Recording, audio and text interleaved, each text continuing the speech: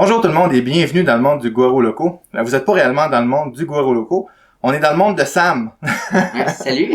Alors, vous avez peut-être déjà vu Alain, Oui. mais peut-être pas Sam. Alors, Bon, on s'est déjà vu au live nous, chez Addison. c'est vrai, vous l'avez déjà vu une fois au live chez Addison. Il nous avait parlé d'une imprimante à résine qui était en train de travailler. Tu avais déjà un prototype à ce moment-là, hein? Ouais, c'était la V0 si on peut l'appeler comme ça. La Alpha V0 Test Ouais. 1, 2, 3. Puis là, t'es rendu à quelle version? Là, c'est la version 1. Ouais. Là, La c'est version officielle. officielle. Donc, la raison pour laquelle on est ici, c'est pour parler de l'invention de Sam. Sam, c'est comme professeur tournesol d'impression 3D. J'imagine. Sam, c'est je le considère comme un inventeur. Tu te considères comme un inventeur? Oui. Ouais, je suis un bon patenteux. Ouais, je dirais peut-être un petit peu plus que ça. Un patenteux, des fois, il va récupérer ou du moins essayer de récupérer des trucs qui marchent pas. Sam, il fait ça, mais en plus, il crée des choses. Puis c'est ça qu'on va parler aujourd'hui. Avant de parler, vous le voyez, la bête en arrière, là. Elle est gigantesque. Non, elle vient pas sur un pied avec des roulettes et sur une chaise présentement. Mais on va en parler dans un instant. Mais on va, là vous me connaissez déjà. Mais vous avez déjà vu Alain, vous avez déjà vu Sam. On va se présenter un petit peu plus. On va commencer avec Sam. Sam, parle-nous de qui tu es, qu'est-ce que tu fais, puis qu'est-ce que t'aimes. Ouais, ben moi, en premier lieu, je suis un artiste. Puis je pense que c'est pour ça que j'adore créer. Puis ça m'a amené au cours des années d'essayer plein de choses, dont l'impression 3D. Je t'arrête. Ouais. Artiste. Il y a plusieurs sortes d'artistes. Ouais, c'est vrai. Il y a des peintres, il y a des musiciens, il y a des poètes. Ouais. À la base, je suis un artiste dessinateur. OK. Mais quand tu dessines, dans le fond, tu peux peindre, sculpter. Après ça, tout le reste vient avec. OK, le dessin, c'est comme le piano de la musique, c'est ça? C'est ça. Ouais, exact. C'est bon, c'est un tatoueur aussi? Tatoueur aussi, ouais. Ah, ben c'est cool, ça. Ouais. Tu fais-tu tes propres tatous? Ouais, j'ai celui-là pis j'ai mes deux sur mes cuisses. Ah, c'est nice. Mais là, j'enlèverai pas mes culottes. C'est vrai qu'il a fait ton tatou dans le dos? Non, ça. Non. Ouais. Ah, c'est bon, ok. Parce que moi, je t'ai interrompu, tu Non, disais plutôt. que ça, t'étais un artiste. Ouais. Je suis un artiste, ça, puis ça m'amène beaucoup à créer, puis je suis beaucoup curieux aussi. Puis ça m'a amené... maintenant, je travaille comme technicien électronique dans un magasin d'électronique. Puis Fait que là, t'es artiste du fer à souder. c'est ça, ouais, exact. Okay, c'est pour ça que, tu sais, ma curiosité m'a amené là. Puis j'aime ça l'électronique parce que justement, je peux créer mes machines. Fais-tu du développement aussi? Je fais du développement, ouais. La Fait que conception, là, développement. Sam, c'est un artiste dessinateur, tu peintures, tatoueur. Ensuite de ça, tu fais de l'électronique. Puis j'ai entendu dire qu'il était très très bon en électronique. J'ai des sources qui te connaissent. Ensuite de ça, c'est un inventeur. Donc, on peut dire que t'es un peu un génie. Ben, T'as le droit de dire oui. T'as le droit de dire oui. Oui, ben moi je le dis oui. Alors, Sam, c'est comme un génie multidisciplinaire, exactement. Puis là, présentement, on est chez eux. On est dans son laboratoire. Le laboratoire où, je veux pas me tromper, l'atelier Contraposto. non, l'atelier Contraposto, c'est là que toute la magie se fait. Vous avez peut-être vu le live. En passant, Sam, il y a une chaîne YouTube que vous voyez apparaître dans le bas ici, là. Donc, je vous invite à vous abonner. C'est en anglais, je pense. C'est principalement en anglais. C'est principalement en anglais, mais Vous pouvez activer les sous-titres. c'est ça. Puis tu sais, on a un Discord aussi, un Discord channel Okay. pour la Prometheus. Puis on a un chat français, fait que vu que moi je suis français aussi, ben c'est moi qui va répondre la plupart du temps là. Excellent. Ça fait le tour de toi, Sam? Ça fait le tour de moi. Vous avez vu Alain dans les vidéos de la Ender 5 S1 qui est sortie tout récemment. Présente-toi donc, t'étais là avec moi lors de la vidéo, mais on n'a pas parlé de qui tu étais, qu'est-ce que tu faisais, puis c'est quoi ton background, puis comment tu t'es ramassé dans l'impression 3D. Ben, en fait, l'impression 3D, je pense que c'est grâce à notre génie qui est ici, à côté. Il t'a corrompu? Il m'a corrompu. En fait, c'est là 4 ou 5 ans, là, c'était mon collègue de travail en passant aussi chez Addison Electronics. Il m'a initié à l'impression 3D en achetant la première machine là, pour le magasin, en fait. Et ensuite, là, la maladie s'est attrapée rapidement. Donc, ouais, un virus, ça l'a envahi et toi et ta maison. Oui, exact. Donc, j'ai plusieurs imprimantes maintenant grâce à ça. J'ai toujours suivi Sam depuis le début. Je crois même avant que la Prometheus sorte ou de sa tête, on en parlait déjà beaucoup. Fait que je le suis vraiment depuis le début. Donc, okay. Ouais. Puis, nous, on s'est connus chez Addison aussi. Exact, aussi. J'allais On a chercher fait un des premier choses là. live, là, puis t'es un très bon client aussi chez Addison, exact. Ah. Puis c'est cool, là, fait que c'est fun qu'on se connaisse. Là, vous vous connaissez un petit peu plus. Donc, on va parler un petit peu de la raison pour laquelle on est là. C'est que Sam a fait une imprimante à résine qui est gigantesque. Mais gigantesque, mais pas juste grosse, mais aussi qui semble, je vois quelques prints que vous allez voir dans un instant, là, la qualité semble assez hallucinante. Sam, tu t'es levé un matin et tu te dis « Ah, il n'y a pas d'imprimante assez grosse pour ce que je veux faire, je vais en faire une gigantesque. » Comment ça a commencé? Ouais, ben c'est... vu que moi, mon esprit créateur, mon esprit maker qu'on appelle, DIYer, tu sais, je fais toutes mes machines. Je me suis dit, si je peux le faire, je vais le faire. Puis je me disais, me semble qu'une imprimante résine, ça a juste un axe. Tu sais, si je suis capable de construire une Voron, je suis capable de construire une imprimante résine. Ça a un axe, tu sais. Fait que l'aventure est partie de là. C'est pas si simple que ça, mais...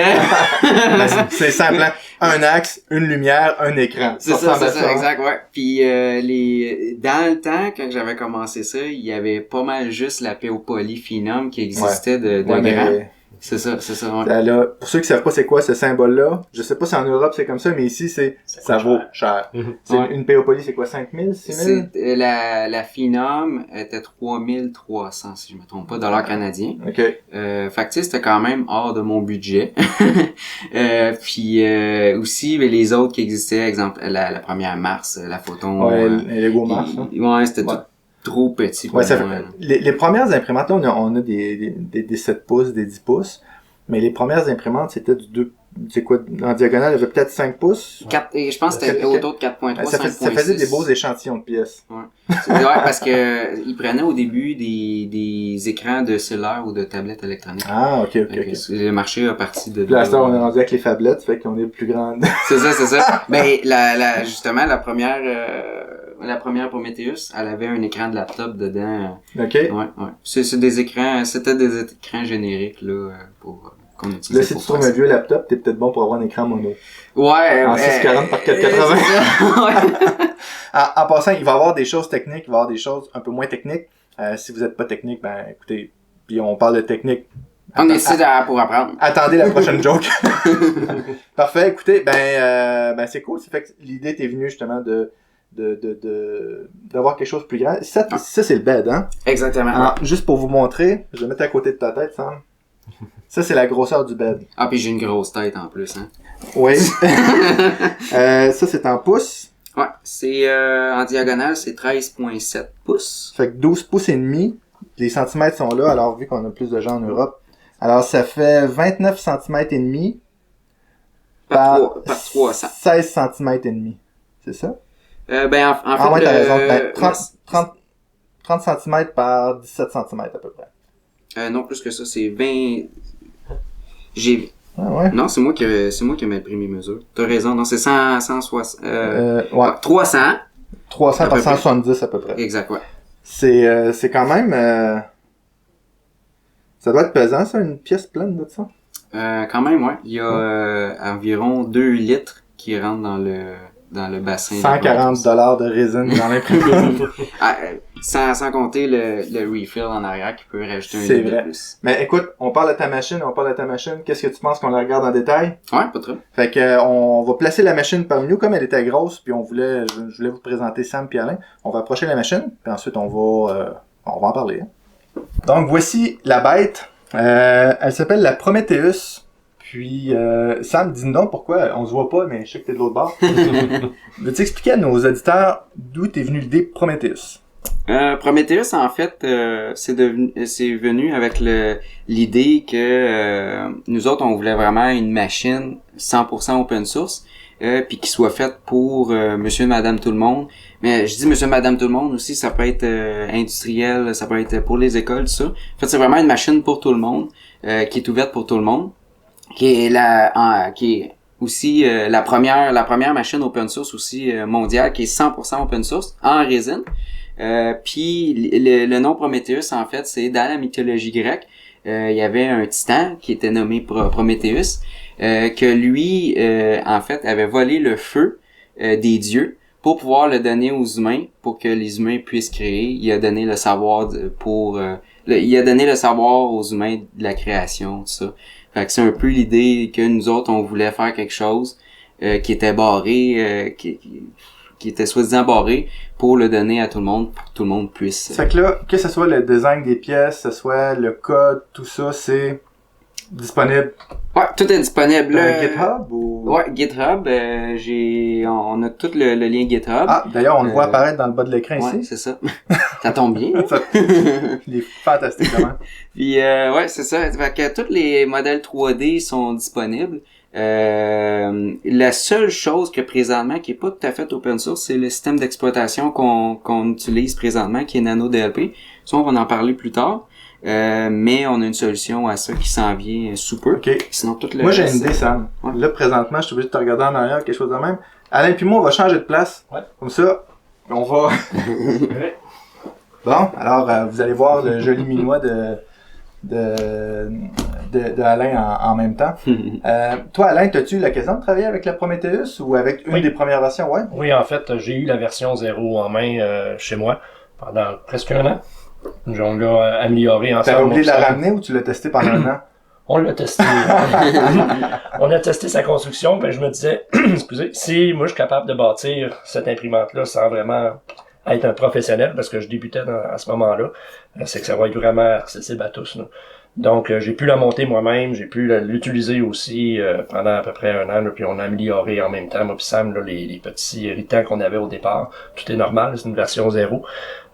Pour à la suite, j'ai dit à Sam justement de pouvoir continuer la totalité, fait que je lui ai remis justement pour que les personnes puissent l'avoir y touché, puis la modifier aussi.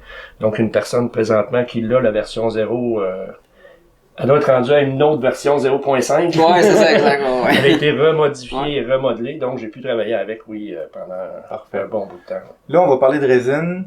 Et évidemment, si je le dis pas là, plein d'auditeurs vont me le dire, la résine est toxique. Alors, si vous devez manipuler de la résine, qu'est-ce que ça prend, messieurs? Ça prend une bonne pièce aérée, une bonne pièce aérée, charbon. idéalement un filtre au charbon dans l'imprimante, des gants. Ça, c'est sûr. Ensuite de ça, un masque respiratoire si vous en avez un, ou si vous voulez aller jusque-là. Puis, si vous êtes vraiment malhabile, des lunettes de protection. Avec un sarrau, si on veut pas salir aussi. Oui, la résine, c'est très salissant. Exact. Quand vous faites des dégâts de résine, parce que ça arrive à tout le monde, là, une bouteille qui cante, comment vous nettoyez ça? Avec un petit peu de jus rond, puis... Des rayons Avec un petit peu de juron. Moi, je dirais plutôt avec un rayon UV, une flashlight, là, une lumière flashlight là, UV. UV, puis on va faire sécher la résine pour après ça l'enlever plus facilement, le plus gros, puis après ça nettoyer avec... Ouais, moi j'enlève le plus gros avec une spatule. Là. OK? Puis, dépendamment de la surface, mais mettons, ce serait une table de coupe de même, je le ferais durcir avec un flashlight UV, justement. Puis, ensuite, je le gratterais. Donc, mais c'est tout le temps tannant de faire des dégâts de résine. Ouais. Puis il y a aussi, ça vient à dire aussi, les résines résines lavables à l'eau. Ça veut pas dire qu'ils sont lavables à l'eau que on peut mettre ça dans l'évier. La résine lavable à l'eau, c'est même peut-être un petit peu plus toxique que la résine standard. Ah, t'es sérieux? Ouais. Fait que... Je sais que le goût est horrible. Ouais. Blague, j'ai jamais goûté à la résine. Mais non, c'est ça, c'est très très toxique. Même si c'est lavable à l'eau, c'est très toxique. On met pas ça dans l'évier. Le best exemple, si on veut pas gérer des eaux usées, tout ça, l'envoyer à des places de récupération, tout ça, c'est tout simplement laisser notre bocal d'eau sale à l'extérieur pour que la résine durcisse. L'eau va s'évaporer, puis on fait juste jeter le résidu à la poubelle. Moi, de la façon que je fais quand j'ai un fond de résine, ben, je le vide dans un contenant, un verre, dans un plastique transparent, là. Je le laisse dehors jusqu'à ce que le chat du voisin vienne boire dedans. Là, il va s'en acheter un autre. Il va s'acheter un autre chat. Alors, on va couper ce bout-là. Alors, je le mets dans un verre de plastique transparent, je le laisse durcir au soleil, puis ensuite, je le mets dans une place pour qu'on envoie à l'éco-centre. C'est un endroit qui recycle toutes sortes de trucs chimiques comme ça, là. Même durci, je ne pas à les mettre dans la poubelle normalement. Non, ça c'est sûr. C'est ça. Ça vous est sûrement déjà arrivé, avoir un petit peu de résine sur ses doigts, parce que vous avez déplacé de quoi, vous grattez une paupière, puis là, vous avez la paupière qui brûle pendant 1h30 de temps. Ça t'est jamais arrivé? Ouais, non. Moi, ma peau réagit beaucoup à la résine, là, puis c'est terrible. Mais c'est le fun de travailler avec la résine parce qu'on est capable d'avoir une résolution de 0,05 mm T'es-tu capable de faire plus que ça, Ken? Avec elle, c'est un LCD 7K. Donc la résolution, le LCD 7K sur 13.6 pouces d'écran, ça donne à peu près une résolution de 45 microns, fait que 0.045 Okay. en X puis en Y. Sauf que la résolution du Z, je peux logiquement aller jusqu'à 0.01. 0.01 ou 0.02. Fait qu'on peut avoir une résolution, on voit même pas les lignes. Là. Ouais. Alors, c'est ça qui est le fun avec la résine. Surprenamment, c'est pas si long que ça imprimer à la résine parce que j'imprime une petite pièce ça de grosse de 10 cm ou un plateau plein C'est le même de temps. 10 cm, c'est le même temps. Donc, si on a une pièce qui est pas trop haute, comme celle-là doit être assez longue à faire. C'est assez drôle d'ailleurs. Ben, ça peut être intéressant là, pour surtout en production. Lorsque je veux des pièces, plus j'ai un gros plateau, puis ça c'est vraiment un gros plateau. C'est le même plateau que t'as là-dedans. Exact, ouais, même chose. Donc même chose. imaginez que vous mettez toutes des pièces de, je sais pas, des pièces de domino dessus, ben vous allez produire pas mal. Donc là j'ai juste l'expression en anglais. Without further ado, c'est Sans plus tarder. sans plus tarder, exactement. Tu veux-tu nous présenter un petit peu les specs de ta machine? Je vais te laisser la place. Puis, pendant que tu pointes des choses, je vais m'amuser avec la caméra pour voir. Ça te va comme ça? Donc ici, on a notre plateau d'impression, évidemment.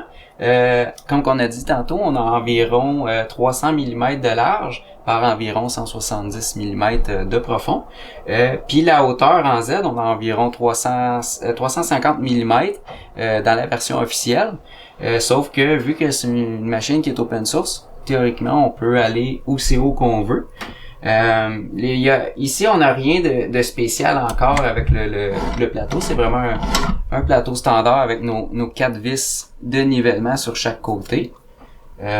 Puis on a notre pommeau ici pour venir visser notre plateau.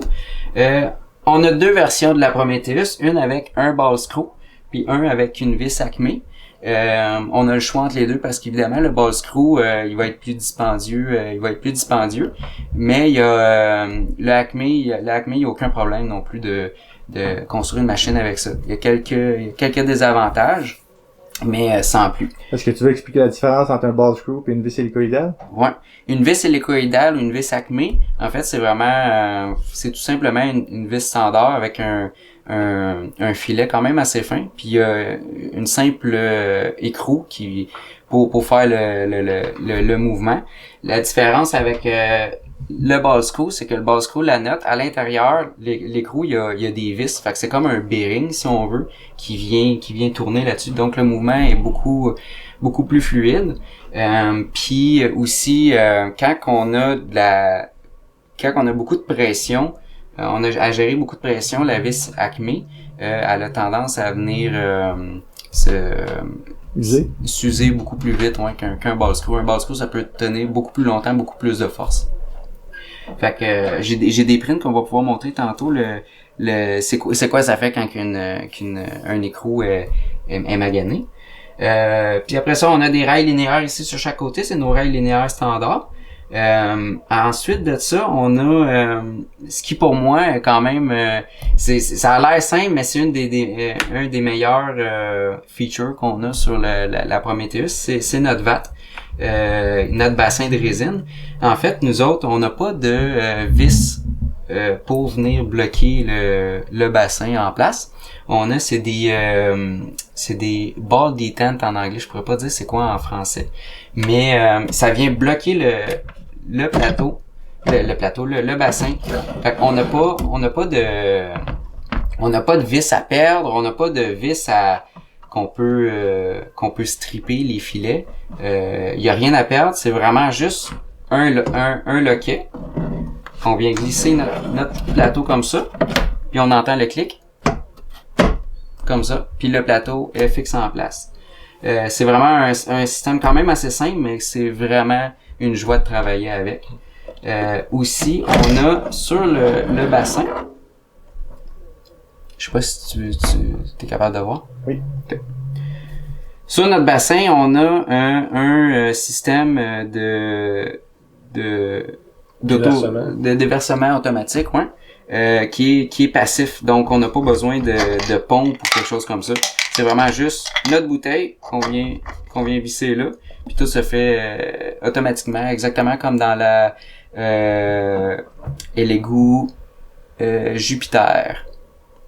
Puis il n'y a pas de danger que ça déborde ou que ça fuit? Non, il n'y a pas de danger que ça déborde. C'est vraiment comme les systèmes pour les animaux de compagnie.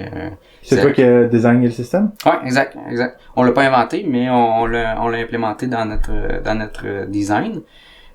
Puis si on le veut pas, parce que moi personnellement, je m'en sers très rarement. Si on le veut pas, j'ai aussi une version que il l'a pas dessus. On peut juste imprimer le bassin standard comme ça. Puis aussi on a ça a l'air niaiseux, mais le petit bec de déversement ici. J'ai jamais vu une bonne machine avec un bon bec. Le bec de déversement est là, mais ça finit tout le temps par couler à côté. Puis ça sert presque à rien. Celui-là, on n'a pas de résine qui vient couler sur le côté, ça vient vraiment guider. Puis le déversement se fait vraiment mieux. Là. Puis je vois que s'il y a des petits motons, des fois ça arrive là. Ouais. Qu'ils vont être interceptés un peu par. Ils vont être interceptés un peu, ouais, exact. J'utilise quand même une passoire, mais les gros morceaux restent là puis on peut l'enlever. Tu l'imprimes en ABS, en PLA, en PETG? Ouais, très bonne question. C'est important de pas imprimer ça en ABS. Les gens ont peut-être tendance à penser, tu sais, exemple, les Voron sont imprimés en ABS, je vais faire pareil. Mais l'ABS réagit avec la résine. Fait que, le mieux, c'est, le PLA. D'imprimer en PLA, parce que le PLA, ça va être un déplacé qui va être très rigide. Puis le PLA réagit pas avec la résine. Écoute, t'as de quoi au fond qui a l'air d'un morceau de mine antipersonnel? Ouais, ici. Oui, alors je vais zoomer dessus. Ça c'est vraiment le fun. C'est si on connaît les machines Voron. Si on connaît les machines Voron, ils ont il y a une compagnie qui s'appelle Nevermore, qui est une compagnie de charbon activé, puis qui va venir filtrer pour les machines Voron pour quand on imprime l'ABS ou quand il y a des microparticules, un peu comme ta vidéo que tu avais faite il y a pas longtemps. Il se trouve que le Nevermore Micro version 4, il fit parfaitement dans la Prometheus. Ça, c'est aucunement voulu. On voulait faire notre propre design. Quand on a vu ça, que ça fitait, c'est parfait. On l'a modifié pour avoir le logo de Contraposto Shop dessus pour que ça puisse fitter un petit peu plus avec la machine. Puis c'est tout simplement une cartouche ici aimantée qui contient notre charbon activé à l'intérieur. Est-ce que tu peux le rouvrir, s'il te plaît? Ouais. Fait qu'il y a notre charbon, notre filtre au charbon activé à l'intérieur. Et puis ça, c'est après ça, on a notre petit ventilateur ici qui vient circuler l'air. J'ai essayé, puis c'est vraiment très surprenant. Ça n'a rien à voir avec les petits filtres au charbon que on voit sortir dans les autres compagnies asiatiques. Ça, c'est vraiment supérieur. OK, puis le Airflow, c'est un 50-15 que tu as là-dedans? 50-15 exactement. Fait que c'est quand même, c'est toutes des pièces qui sont faciles à trouver, puis comme tout le reste de la Prometheus, c'est toutes des pièces faciles à trouver. À part, mettons, le LCD, c'est tout générique. Puis, est-ce que c'est 12 ou 24 volts? 24 volts? 12 volts celui-là, parce que sur notre motherboard, on a le 12 volts. On peut gérer le 12 volts pour les fans, tout ça, Parfait. et des accessoires. Mais il est possible de le faire à 24 volts. OK, excellent. On continue avec la machine. On regarde ça à ton écran. Tu parlais de l'écran tout à l'heure. Est-ce que je vais faire un zoom sur ton écran? Le LCD? Le LCD, ouais. Ouais. Alors, il est gigantesque. Ouais. Le LCD, c'est vraiment le fun. Je sais pas si tu as vu, Dominique, la Anycubic M5S qui ont annoncé là, cette semaine. Là, non, je l'ai pas vu. C'est-tu la M5X? C'est quelque chose comme ça. C'est la Anycubic 12K. Ils ont un système qui disent Leveling Free. Oui, je l'ai vu. Oui, je l'ai vu. Ben, ça se trouve que on a le même système dans notre LCD. C'est vraiment drôle parce qu'on a inventé ce système-là il y a 1 an. On l'avait proposé sur notre groupe. Le LCD, en fait, est monté sur un cadre qui est monté sur spring.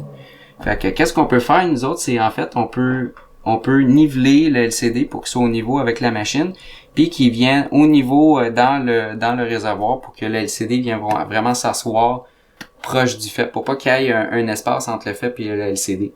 Fait que ça vient vraiment le niveler comme ça. Puis comment tu fais pour niveler ton bed? Le bed, c'est la même chose. On a quatre vis ici. Fait que lui, on le fait juste une fois. Une fois quand on monte la machine. Puis après ça, le nivellement standard se fait avec les 4 vis. Parfait.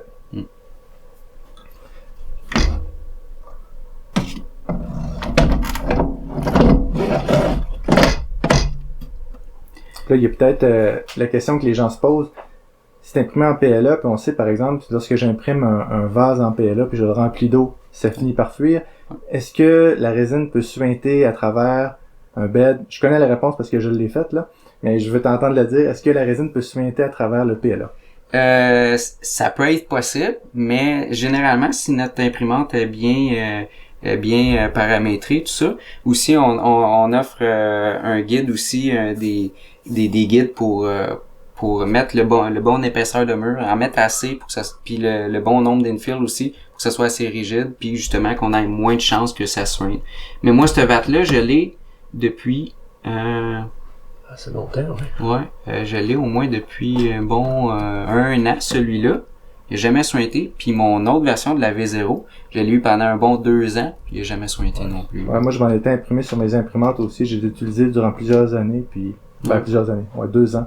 Puis ça n'a jamais sointé non plus. Là. Je mettais 6 murs d'épais. Exact. Avec un remplissage, un bon 40%, quand même assez plein, là, puis avec des inserts en métal pour les vis. Là. Ouais, c'est exactement ça.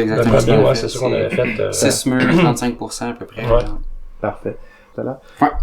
On peut faire le tour de la machine. Fait que ici, en fait, on a nos prises, c'est un Raspberry Pi qui est à l'intérieur. Fait qu'on a nos prises USB, la prise réseau. Il y a aussi le Wi-Fi qui est activé. C'est un vrai Wi-Fi, hein, en passant, c'est un vrai Wi-Fi, puis c'est une vraie imprimante réseau. Fait que c'est facilement on peut la contrôler via Wi-Fi Internet.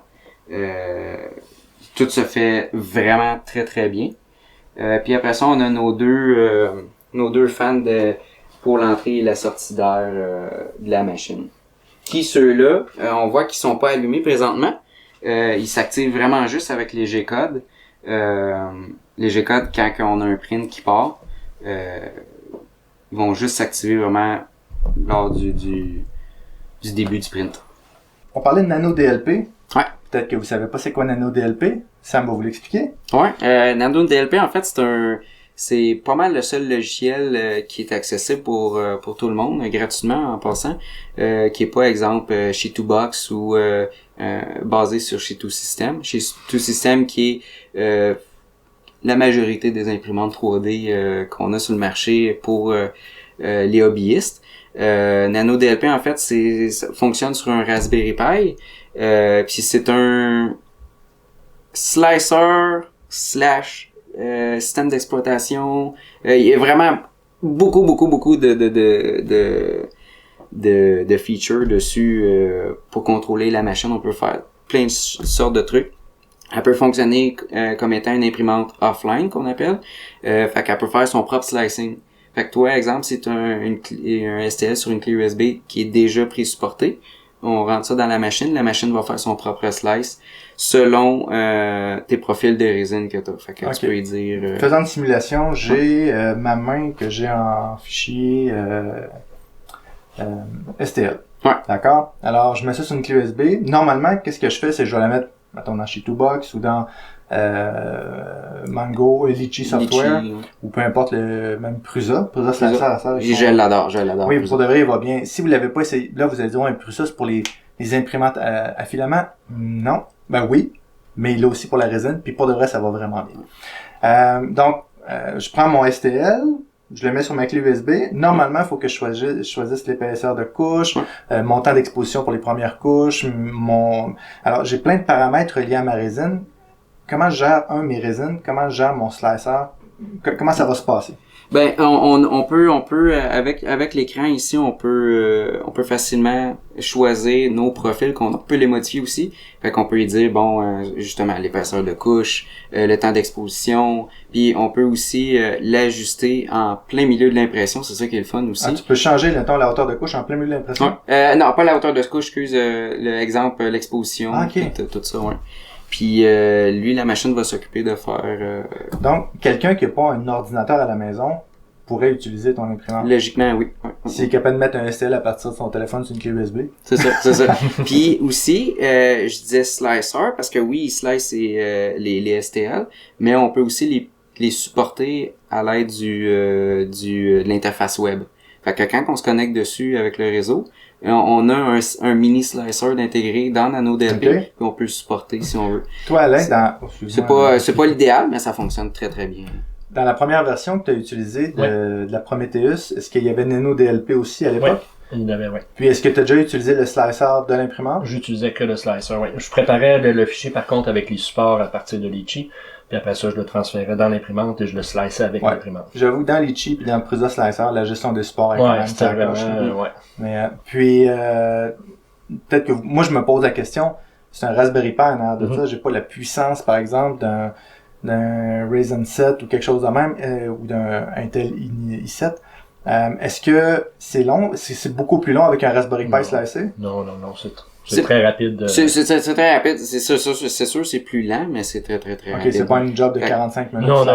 Non, tu sais, exemple, surtout, exemple, on a un modèle haute qualité comme ça, qui a beaucoup de détails. En plus que c'est un écran 7K. C'est à peu près une vingtaine de minutes à peu près pour slicer.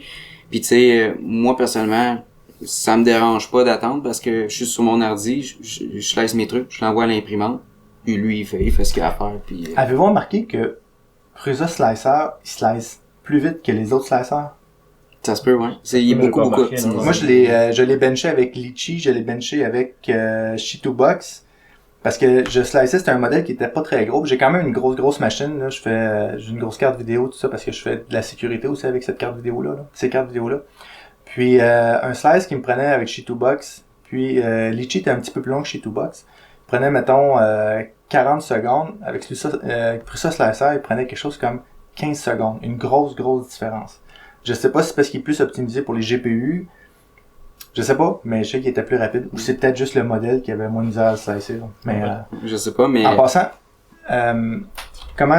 lorsque je prends un STL puis il est slicé, pour ceux qui connaissent pas beaucoup l'imprimante à résine, il coupe en images. Alors dans le fond, imaginez que ça c'est votre écran. Puis là, vous voulez imprimer, je sais pas moi, un cylindre. Ben, il va laisser dans le fond un cylindre comme la lumière passer. Dans le fond, il va masquer tout le reste. Puis il va laisser la lumière passer uniquement sur le cylindre. Puis pour toutes les couches, c'est comme ça, puis la forme de l'image va changer. L'image est envoyée à l'écran, une lumière est projetée en dessous, puis là, la résine va venir durcir où est-ce que les rayons UV. J'ai bien compris, hein? On dirait que je l'ai déjà fait. Ok, excellent. Alors, dans le fond, là, en passant, on fait pas un tour de l'OS complet, parce que t'avais encore des petits ajustements à faire, hein? C'est ça, sur celle-là, là? Ouais, c'est ça. Il y avait des petits trucs à changer, mais c'est quand même assez... mais elle fonctionne. Mais on pourra faire une autre présentation de toute l'OS complète. De toute façon, l'idée, c'était pas de présenter tout comment ça marche, puis de faire un unboxing puis un tutoriel. Mais c'est pour ceux qui ont déjà utilisé NanoDLP, c'est NanoDLP. As-tu une interface particulière que toi, tu vas développer ou un NanoDLP ou tu prends celui? Ouais. Exact. C'est là, présentement, on a un NanoDLP, mais pour avoir l'idée d'être 100% open source, on est en train de travailler sur notre OS qui va s'appeler Odyssey. Okay. Qui va être pour le premier OS 100% open source pour les imprimantes. Mais là, j'ai une question. Là. Pour bâtir cette imprimante-là, tu as besoin d'une imprimante FDM. Une imprimante à filament. Ouais. OK. T'as-tu pensé de tout réimprimer résine? Non, je vais laisser comme ça parce que j'aime l'esthétique du FDM. Puis j'aime aussi mélanger les deux dans mes projets. OK, même ta poignée est FDM ou la résine elle est FDM? Même FDM, ouais. OK. Sur ta Voron? Ouais, exact. Exact, hein? Ça fait des bonnes jobs, les Voron. Ouais. Ils sont longues à... Ça t'a pris combien de temps à monter ta Voron? Une fin de semaine avec ma copine. OK. Ouais. On a fait ça rapido. Ouais? C'était pas ta première? Oui, c'était ma Voron, ouais. OK. Mais tu sais, mais c'était pas ta première imprimante? Non, vu que je suis quand même assez à l'aise. Partir à froid avec une Voron en sac, ça prend du courage. Ouais, ça prend du courage, mais tu sors comme un autre homme. Oui, absolument. Une nouvelle personne. Un peu plus fatigué, mais avec beaucoup plus de connaissances. Ouais. Parce que quand t'as oublié de mettre une vis, puis ensuite, il faut que t'en défasses 12 pour remettre ta vis. Ouais. Il y a les imprimantes Modix, as-tu déjà entendu ça? C'est des imprimantes qui font 1 mètre par 2 mètres, 1 mètre par 2 mètres. Okay. Des grosses imprimantes. Puis ça prend entre 40 et 60 heures à monter. OK. Puis si on suit pas les instructions à la lettre, ça se peut qu'à la fin, on ait 10 heures de job à défaire pour aller placer certaines longueurs de vis. OK. Ouais, c'est fou. Si vous achetez une Modix, achetez le kit d'installation, ça vaut la peine. Il y a des gars qui en installent 10 par semaine qui vont venir vous l'installer. Mais bref, je suis pas là pour parler de la Modix, on parle de la Prometheus. Donc, au niveau de l'OS, c'est Nano DLP, c'est toujours en train d'évoluer. Puis, est-ce que la communauté est invitée à comment est-ce qu'on dit, chip in, à rajouter des choses, à mettre des features? Oui, ouais. ça c'est sûr. Justement, l'open source, c'est là pour ça. Rajouter des mods, rajouter tout ce qu'on veut là-dessus. Et comme exemple, le filtre, c'était une idée d'une personne. Un contributeur. Ouais, exact. Et là, t'as mis énormément de temps là-dedans, puis t'as mis aussi beaucoup de sous pour développer tout ça, faire des prototypes. Ça coûte cher. Je sais pas, j'ai déjà fait des prototypes dans le passé. Puis là, tu donnes ça gratuit à tout le monde? Ouais. C'est oui. comme ça. Non, c'est parce que moi je trouve ça vraiment important de partager aux autres nos projets, nos passions, tout ça. Puis ça manquait dans les imprimantes résine. C'est un jeu de mots avec Sam? Ça manquait, non? Ouais, c'est presque. Mais y a-tu d'autres imprimantes résine? Parce que oui, il y a des firmware d'ouvert, des choses de même. Sur plusieurs imprimantes, de plus en plus, les fabricants commencent à comprendre que des fois, les utilisateurs sont, on va dire, ils ont des meilleures idées que les fabricants, des fois. Quand on achète une machine aussi, c'est le fun de savoir que c'est notre machine à nous, pas une partie à nous, une partie... Pour quel type d'utilisateur tu recommanderais la Prometheus? Parce qu'il y a différents types d'utilisateurs. On voit, il y a ceux dans le commercial, que les autres, ils veulent juste appuyer sur Send, puis ils impriment, puis ils se cassent pas la tête. T'as les autres qui veulent pouvoir améliorer, toujours dans le commercial, améliorer. Puis t'as la même chose de l'utilisateur. Celui qui veut vraiment pousser la machine, rajouter des choses, mettre une caméra à l'intérieur, mettre un détecteur UV pour prendre des timelapses. Puis l'autre qui veut juste appuyer sur Print. Alors, pour qui tu recommanderais ce genre d'imprimante-là? C'est sûr que, exemple, pour les débutants, c'est peut-être pas la meilleure machine. Mais aussi, c'est que quand tu la construis toute toi-même, tu la connais par cœur ta machine. Donc s'il y a quelque chose qui brise, tout ça, c'est facile à réparer, tu sais exactement où aller chercher. Donc c'est la Voron de l'imprimante. J'aime ça dire ça, ouais. C'est comme la Voron de résine, mais beaucoup plus simple à monter. Beaucoup plus Est-ce que la Voron peut être plus compliquée à monter? Vraiment, ouais. C'est sûr que celle-là, c'est moi qui l'ai monté, mais pareil, c'est vraiment plus simple à monter. Mettons là, on commande un kit. Mettons que les kits sont disponibles, tout ça. Je reçois le kit chez nous. Ça me prend combien de temps, à peu près? Toi, tu la connais, donc tu dois diviser le temps par deux. Mais mettons, moi qui ai monté quelques imprimantes, d'après toi, en combien de temps je suis capable de faire ça? Une bonne fin de semaine si t'es expérimenté. Sinon, 2 fins de semaine si tu prends ton temps. Ouais, fait que... Puis si vous travaillez pas la semaine, ben mettons lundi, mardi en plus. C'est ça, exactement. Ouais. C'est pas très long. Tu sais, notre liste de matériel, notre liste d'épicerie... 4 fois moins grande qu'une Voron, il y a beaucoup moins de vis. Là, j'entends déjà les commentaires. Ah, ça dit, est-ce qu'elle est disponible en Europe? Elle est sur GitHub. Ouais. Premièrement, donc, oui. Maintenant, il y a des pièces que toi, t'as faites, hein? Ouais. Alors, Sam a pas juste fait l'imprimante. Il a fait, là, t'as pas fait le Raspberry Pi, j'imagine. Non. Mais ça, le Raspberry Pi, vous en avez en Europe. Sam a fait aussi des pièces. Avant qu'on parle des pièces, donc, quelqu'un qui sera en Europe, pour répondre à la question, pourrait l'acheter puis la monter en Europe. Ouais, il peut même acheter ses vis en Europe, ses extrusions en Europe.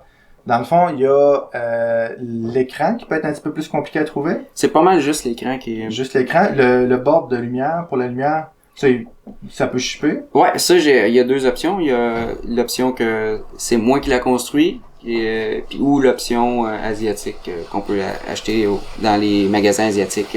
Même chose pour la carte. La carte... Logiquement, tu peux, exemple, la construire toi-même, parce qu'encore là, c'est open source. Donc, la carte, le motherboard, tout est inclus en ligne. On peut se la monter soi-même. Sinon, moi, je ship partout dans le monde. Voulez-vous un conseil? Encouragez Sam, puis achetez donc son board de lumière. Exact. Ils peuvent acheter des écrans de toi aussi? Quelqu'un qui veut pas se casser la tête, là? Non, présentement, on vend juste le motherboard, puis la lumière. Le motherboard fait aussi pour du FDM, hein? Je pense. Ouais, logiquement. Alors, FDM, pour ceux qui savent pas, là, c'est Filament Deposit Material. C'est une imprimante à filament, là, comme on est habitué de voir. Donc, vous voulez monter une machine, vous voulez un board unique, ben, achetez-le de Sam. S'ils veulent l'acheter, ils t'appellent chez vous. Le numéro de téléphone à Sam à la maison est là. Non, on a notre site internet. Qui est là, on le voit apparaître en bas, Ouais. tu veux le dire? Contraposto.shop. Donc on vend nos trucs là. On vend pas seulement ça, on vend aussi quelques autres petits trucs. On parle-tu de ça? Est-ce qu'il y avait d'autres choses que tu veux parler sur la... Bon, on peut montrer le motherboard, on peut finir avec le motherboard. Ben, on va montrer tes pièces. Juste avant de montrer les pièces, on va faire un petit shoot. Puis on va vous montrer ça, des prints qui ont été faits avec la Prometheus. Ouais. Puis vous allez voir, il y en a quelques-uns devant moi, j'imagine, ne sont pas toutes là parce que tu as dû passer plusieurs litres de Ah, resin. plusieurs, ouais. C'est ça, mais c'est quelques modèles que Sam a choisi pour vous. Alors, on va mettre une petite musique de fond, on va faire ça cosy, puis on vous montre ça à l'instant.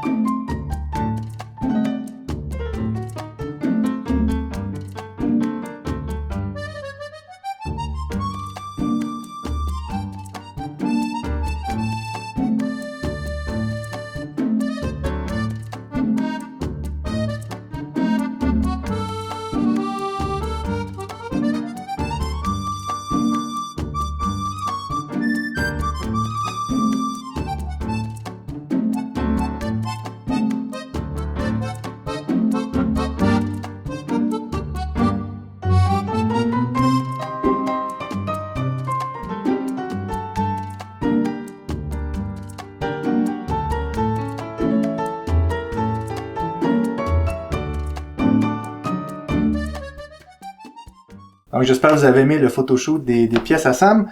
On va parler de deux pièces. Celle que Alain tient dans sa main. Dans le fond, c'est un board de lumière. Là, là, évidemment, il n'y a pas le LED dessus. Là, il y a rien dessus. Il est tout nu.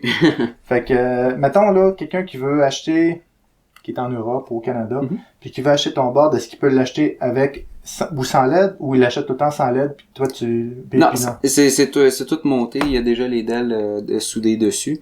C'est quand même un... C'est vrai, en français, c'est DEL, diode électroluminescente. Ouais. LED, c'est en anglais. Excusez-moi. Pas trop. Tout est soudé dessus parce que c'est quand même un bon processus pour... tu sais, ça soude pas au fer à souder, là. Parce que c'est de l'aluminium, fait que ça prendrait un fer à souder vraiment trop chaud pour pouvoir le souder, fait que... Ouais, parce que c'est un bon processus. La plaque d'aluminium va servir de dissipateur de chaleur, donc si vous voulez souder, vous devez faire chauffer la plaque en bonne partie. Tu le soudes à l'air, toi, ou... Non, c'est tout soudé avec un hot plate. Un pad chauffant, dans le fond, c'est une plaque chauffante que tu mets là-dessus, puis tu places de l'étain en pâte, j'imagine, là, Exact. Puis ça soude dessus, comme du SMD, dans le fond. Exact, ouais. Parfait. Fait que tu le passes dans un bain d'étain. Ouais. Comme ça, t'as déjà vu, là, Ouais. les PC boards ou les cartes qu'on veut souder en dessous rapidement, il rentre les composantes dans les trous, puis il passe ça sur un bain, à la surface d'un bain d'étain, puis ça soude tout en dessous, là. Ouais. Là, ça serait difficile, les LED tombent au fond. Non, exact. Fait que moi, je vous recommande, si vous voulez l'acheter, achetez-le de Sam. Vous pouvez le faire, si vous êtes tout équipé, vous pouvez le faire, mais Sam, ici, ça, c'est une partie de son atelier, là. Il y a d'autres espaces en arrière ici, puis des entrepôts partout dans le monde. Pas encore, hein? Pas encore. Il s'en va vers là. Ouais. Mais il y a quelqu'un, on travaille avec une personne dans notre équipe qui va probablement s'occuper du marché de l'Europe pour les DEL, le motherboard. Puis on travaille aussi pour avoir les kits pour le frame puis tout ça, là, pour le côté de l'Europe. Ouais. Excellent. Là, présentement, il y a juste notre site internet pour vendre le motherboard puis le LED, le panneau de DEL. Puis une personne aux États-Unis qui fabrique les kits de frame, donc les barres d'extrusion, les panneaux en acrylique, les pièces machinées CNC en aluminium, donc le plateau, quelques trucs comme ça, le plateau du milieu, le plateau du fond, puis c'est quand même très très abordable, là. Sincèrement, là, il y a des très très bons prix. Écoute, je pense à ça pendant que tu parles de ça, là. Tu parles de ça, mais j'ai eu comme l'image de comment l'imprimante est faite. Est-ce que tu utilises du FEP ou du NFEP? As-tu essayé le NFEP? J'ai pas essayé encore le NFEP. Écoute, j'ai essayé le NFEP, il est beaucoup plus cher. Dans le fond, pour ceux qui savent pas c'est quoi le FEP, c'est le genre de pellicule transparente qu'il y a dans le fond du bassin. Puis, pour longtemps, j'ai utilisé du FEP, puis j'ai eu une imprimante qui venait avec du NFEP dedans. Puis j'ai fait, bon, c'est quoi la différence? Ça change tout. Il est extrêmement rigide, ce qui fait que Quand on a des gros bassins, ben il est pas porté à lever, puis tonk. Des fois, on entend ça, des fois. Hein? Lui, il est rigide, il est un petit peu plus épais, puis il colle juste pas. Ça colle moins que le FEP. Donc, NFEP, le terme scientifique est, je sais pas, je m'en rappelle pas, mais il y a un composant supplémentaire dedans. Il y a d'autres matériels aussi qui sortent là. Je parlais avec un de nos ingénieurs dans notre équipe. Lui, il utilise, je pourrais pas dire le nom, mais il utilise un autre truc qui coûte 4 fois moins cher que le NFEP. Pour vrai? Ça a l'air qu'il est encore meilleur. Wow. Il y a des petits trucs qui sortent ici par là, tranquillement, pas vite. Hein. Hors d'onde, il va falloir que je te demande son nom. Ouais. Ça coûte cher, les fameux films NFEP. J'en ai acheté 3, puis ça m'a coûté 45$. Juste, c'est cher, c'est cher 45$ pour 3 feuilles. Là. Ouais. Et ça arrive souvent qu'on les poke ou qu'on les accroche ou qu'il y a un print qui décolle, puis ça fait une marque dans le fond. Là. Fait que, bref. C'est normal qu'il y ait un print décolle, mais qui est trop collé, dans ce sens-là. Donc, ça, c'est pour le... Je vous recommande de l'acheter avec les LED, là, parce que sans ça, vous allez courir après le tour. Vous pouvez le faire vous-même, mais encouragez donc Sam. Il y a toute l'intelligence de Sam dans l'air de ça. Puis ça marche sur combien de volts? Je vois les pads de courant qui ont de l'air assez élevés. Ouais, c'est environ 46 volts, celui-là. 46 volts. À pleine capacité, mais nous, on les met moins fort de compagnie pour pas les faire travailler pour rien, parce qu'on n'a pas besoin ça, c'est pas une bonne idée de les faire rouler à 100% non plus. J'ai pour te dire à quel point que c'est performant, le premier test que j'ai fait, j'avais mis à 100% dans ma nouvelle machine avec l'écran monochrome. Je faisais mes tests d'exposition, j'avais parti à 1.8 secondes, j'ai descendu à 1.5, 1, 0.7. À 0.7, c'était encore trop exposé. Surexposé? Ouais, c'était encore surexposé. Puis j'ai trouvé que le bon milieu, c'est à peu près 2 secondes et demie, parce que sinon ça crée trop de stress dans la résine, puis ça peut délaminer. Ouais, en effet, parce que on pourrait mettre une lumière 500 watts puis exposer 0.3 secondes, mais ce serait dur sur sa résine, en effet. Là. Parfait, puis ça c'est 300 watts, excellent. Là maintenant t'as aussi, je pense, t'es un peu fier de ton board, puis avec raison. Ouais, ça c'est notre conception pour la Prometheus.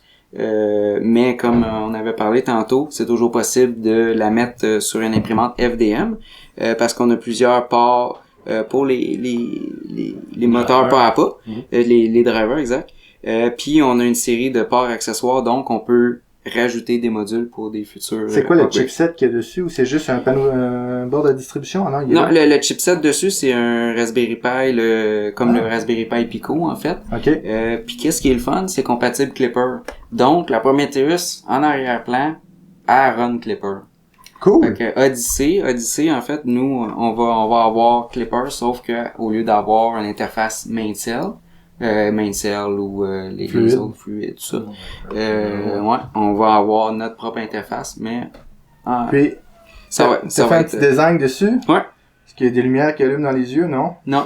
C'est parce que je suis un artiste, donc il a fallu que je mette je vois le visage, là, c'est visage grec, c'est Prometheus. Prometheus, c'est lui. Prometheus, c'est l'aigle ou le écoute, faucon. T'as des connecteurs étranges ici en haut, c'est pour les fuses? C'est pour les fuses, exact. OK, les fusibles. Fusibles. Puis, ils supportent le UART? Ils supportent le UART, fait que tout est programmable vraiment dans Clipper. Là. Puis, petite question comme ça, c'est GitHub de Contraposto Shop Apollo.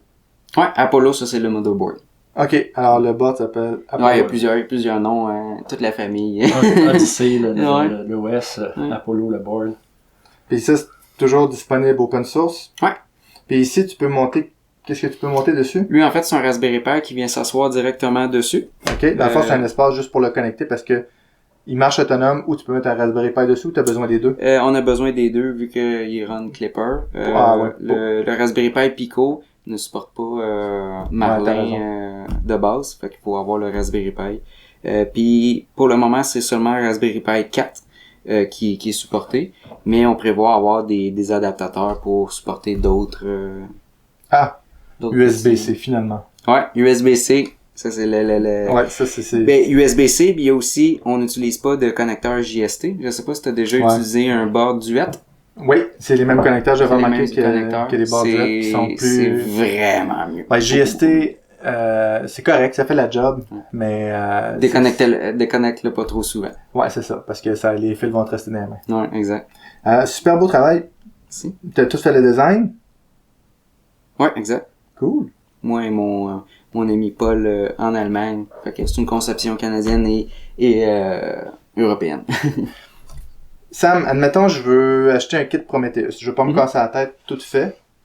On parle de combien à peu près? T'as-tu une idée des prix ou pas encore? Pour être honnête, moi personnellement, je trouve ça quand même assez abordable, surtout avec le fait que c'est open source. Moi, je trouve que ça rajoute beaucoup de valeur. On parle à peu près dans les mêmes eaux qu'une Lego Jupiter. Fait que c'est environ une Lego Jupiter, je pense que c'est 1200 US à peu près.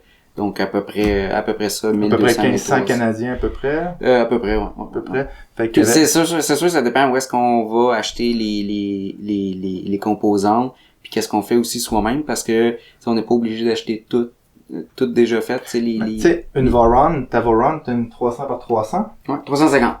Bon, elle vaut quoi à peu près? Être autour de 3000 Canadiens? 2500? Elle m'a coûté 2500 Canadiens. 2500 Canadiens. Puis là, la grandeur de ton bed, tu disais que c'est combien? Environ 300 par à peu près 170. Alors, mettons, 1500, franchement, c'est vraiment net. Ouais. Puis, je vous le dis, elle est robuste. C'est pas, j'imagine quelqu'un qui la ferait pourrait changer les composantes s'il voudrait, mais si vous la faites selon le plan que Sam a fait, elle semble très robuste. Je l'ai même pas entendu l'acrylique craquer quand ils l'ont déplacé. Parce que l'acrylique est réputé pour faire dès que ça bouge. Elle a pas bougé du tout, donc elle est très robuste. Puis en plus, dans ces prix-là, il y aurait le ball screw, là, À mes amis en France, un ball screw, je sais qu'il y a des ingénieurs parmi vous, comment ça se dit en français? Alors, la vis en arrière, avec un système de billes qui est à l'intérieur, là, c'est comme une raille linéaire, mais en tige filetée, là. Comment ça se dit en français? Je sais pas. Vis à billes. Ouais. Ça sonne bizarre. Ball screw, ouais. Ball screw, ouais, c'est ça. Mais bref, juste une bonne ball screw, c'est quoi, 300, 200 $? D'habitude, une bonne, oui, mais tu sais, moi j'ai testé avec Amazon. Ça a marché? C'est 50-60 $ à peu près. Ouais, puis tu sais, parce que des ball screws, c'est utilisé aussi en industrie, où il y a beaucoup de pression là-dessus, il y a beaucoup de torsion. Il y en a pas beaucoup là-dedans. Alors, comme ceux qui achètent des rails linéaires, par exemple, il y a des rails linéaires à 40 $, puis il y en a 400 $ pour une même longueur. La différence, c'est, sur une imprimante 3D, il n'y a pas beaucoup de pression, il n'y a pas beaucoup de tension. C'est de l'aller-retour. Il y a pas beaucoup de poids dessus, donc les billes sont pas très demandées. Donc, souvent, les rails à 40 $ vont faire le même travail qu'à 400 $. C'est juste, ça va durer moins longtemps. Si, par exemple, vous avez une imprimante méga industrielle, ça vaut peut-être la peine de payer 400 $ si elle travaille 20 heures par jour à l'année, là. Ben, là, mettez des rails de haut de gamme, mais qu'est-ce que t'en penses, hein? C'est pas mal ma mentalité. Toi, Alain? Oui. Et ça dépend de votre budget aussi, hein. Il y a rien qui vous empêche d'acheter un ball screw à 40 $ présentement, puis plus tard, en mettant à 150 $. Si votre budget vous permet. Puis c'est ça qui est la beauté de l'open source. Vous voulez upgrader, vous voulez changer de quoi, vous voulez mettre le nouveau Raspberry Pi 5 qui va peut-être être compatible. Ben, vous le mettez là-dessus, puis là, vous avez 2 ports HDMI pour avoir 2 écrans. Ouais. Ça pourrait être cool. Ben oui, c'est tout possible. Pour être honnête, on avait pensé avoir un peu comme la Frozen Transform, avoir 2 écrans. On a plein d'idées, de modes pour pouvoir ajouter. C'est sûr que avec l'équipe grandit tranquillement pas vite, fait que les modes commencent à sortir, là, mais on a plein d'idées sur la table. Est-ce que, je vais te poser une drôle de question, est-ce qu'il va envoyer des emails pour dire que le print est fini? Est-ce qu'il va y avoir une caméra dedans? On peut mettre une caméra, un Nano DLP supporte la caméra. Nous, vu qu'on va supporter Clipper, logiquement, on va pouvoir le faire. C'est pas les idées qui manquent, là. Donc, pour la même affaire, envoyer des mails. Je pose la question parce que j'ai eu une imprimante récemment. Je vais vous la présenter prochainement sur le channel, sur la chaîne. Mais lorsqu'elle a fini son print, elle nous envoie un courriel comme ça. Puis là, je me suis dit, ça veut dire qu'elle parle par Internet. Évidemment, elle est connectée sur le Wi-Fi. Il va falloir que je monitore toutes les communications sur Internet. Soyez prudents avec ça. On connecte plein de trucs sur Internet, là. Soyez prudents. Donc, je travaille en cybersécurité. Je suis capable d'observer tout ce qui se passe sur mon réseau, mais il peut y avoir des vulnérabilités à un moment donné. Donc, ça, faut pas avoir peur avec la Prometheus. Elle se connecte juste sur un réseau local. Fait que vous on n'a même pas code. besoin d'avoir Internet. Fait que... Puis vous avez le code. Fait que, Nano DLP, il est ouvert, lui? Pas encore, hein? Comment? Nano DLP, il est ouvert, lui? Il est en code open source? Non, il y a Non, pas, c'est il y a, ça, il y a c'est une ça. partie open source, mais pas, Ok. pas au complet, non. Fait que- mais avec le IoT, moi ce que je recommande, puis vous pourrez me dire votre opinion, moi j'ai un réseau à part où ce que je branche tout mes IoT. J'ai des lumières intelligentes, j'ai des imprimantes, tout est dans ce réseau-là. Puis c'est ça, je permets à mon ordinateur d'aller dans ce réseau-là, mais ce réseau-là n'a pas le droit d'aller à mon ordinateur. Donc c'est une façon de faire. Là. C'est un deuxième réseau sans fil que j'ai à la maison. Fait que c'est parce que c'est ça, je suis un gars de sécurité, puis hein? Ouais. Donc dernier commentaire, réaction. Je pense que ça fait le tour. Vraiment, ce que j'ai à dire, c'est le meilleur reste à venir. Là, on a tellement d'idées. Quand cette semaine, on parlait de avec la nouvelle Annie Kubik qui disait leveling free, on a eu l'idée de auto-leveling, un vrai auto-leveling, fait que ça vient lousser le plateau tout seul. Quand il est rendu dans le fond, ça vient se fixer. Donc, à chaque début de print, il y a un leveling qui se fait. Tu fais ça avec des cerveaux ou? On a eu l'idée avec un actuator qui est Un actuateur, ouais. Ouais, fait que on a eu l'idée de ça. J'ai un kit de Force Sensor qui va arriver. Force Sensor, va être vraiment cool. C'est un load cell, une pesée qui va aller sur le plateau. Ça va monitorer à chaque fois que la couche se décolle. Fait que tu sais, toi exemple, quand tu mets ton profil résine, tu dis bon ben décolle de 12 mm à chaque fois, mais ça se peut que le 12 mm soit trop. Fait que lui il va monitorer. Dès qu'il a su que il a décollé, il va recommencer à redescendre. Ça va détecter les fails. Si ton modèle il décolle. Si ça crash, il va y avoir plein de fonctions. C'est ça la beauté avec l'open source, c'est qu'on peut modifier comme on veut. Moi, je vous invite sur GitHub, il y a moyen de communiquer avec toi, j'imagine. En fait, GitHub, c'est le répertoire, puis nous, on a un Discord. Un Discord, donc, Discord, le Discord qu'on voit réapparaître en bas ici. C'est fantastique, hein? Ouais. Il était sur ta table. Si vous avez des idées pour Sam, alors tu t'espères que t'en sois beaucoup, écrivez vos idées. Écrivez, vous, c'est quoi votre vision de ça? Puis, c'est ça, cette imprimante-là, c'est une grosse imprimante. Si vous êtes un débutant, ça peut être une bonne façon d'apprendre, mais si vous voulez vous avez 14 ans, puis vous voulez juste imprimer des figurines, c'est peut-être pas ce genre de modèle-là. Mais si vous êtes un peu plus sérieux en impression, vous voulez pousser vos limites, ça prend un peu de connaissance de l'impression 3D. Ça prend toute une connaissance d'impression 3D pour partir avec ça, selon toi? Je pense pas, parce que tu sais tout est déjà calibré, tu sais, fait que nous autres on a tous nos profils qui viennent avec on a tout quand tu downloads le Nano DLP pour la Prometheus, tout est déjà setupé pour la Prometheus. Il te reste juste à faire peser sur print, puis logiquement ça devrait bien aller. Fait que ça peut être un beau projet pour bien apprendre ça, comme les Voron, c'est des beaux projets aussi pour apprendre. Ça prend du temps. Mais on apprend. Moi, ma première imprimante, ça a été dans les premières versions des Tarantula. Ça m'a pris 2 semaines à faire un print qui avait de l'allure. Mais j'ai appris depuis ce temps-là. Mais j'ai-tu une autre invention? Non, je pense que c'était celle-là au début. Fait que ça fait le tour. Je pense que oui. Merci beaucoup à Alain. Merci beaucoup à Sam. Merci à toi d'être venu. Ben oui, puis je vais être franc avec vous. La raison pour laquelle c'est pas dans mon studio, c'est qu'on fait des travaux chez nous. Puis de toute façon, je trouve ça bien de changer un petit peu. Comme là, vous avez vu, j'ai invité Alain sur l'autre vidéo. Alain est ici aujourd'hui. Vous allez voir un petit peu plus Alain aussi. Peut-être que Sam aussi, de temps en temps, va te voir. Ça me dérange pas. Toujours partant. T'aimes-tu ça être à la caméra? Ça me dérange pas. Excellent. Puis allez voir la chaîne dans les notes de dans la note de la vidéo. Je vais mettre toutes les informations pour rejoindre Sam. Son channel YouTube, son Discord, son GitHub. Numéro à la maison, numéro de cellulaire, adresse email personnelle, numéro de carte de crédit, vous allez tout avoir ça dans les notes. Donc, merci beaucoup messieurs, merci aux supporters de la chaîne qu'on voit défiler dans mon visage présentement. Si vous avez aimé les vidéos, un like. On met un like. Si vous n'êtes pas abonné, c'est le bon temps de vous abonner et abonnez-vous donc à la chaîne de Sam, tant qu'à y être, même si c'est en anglais, mettez les sous-titres. Merci beaucoup messieurs. Merci.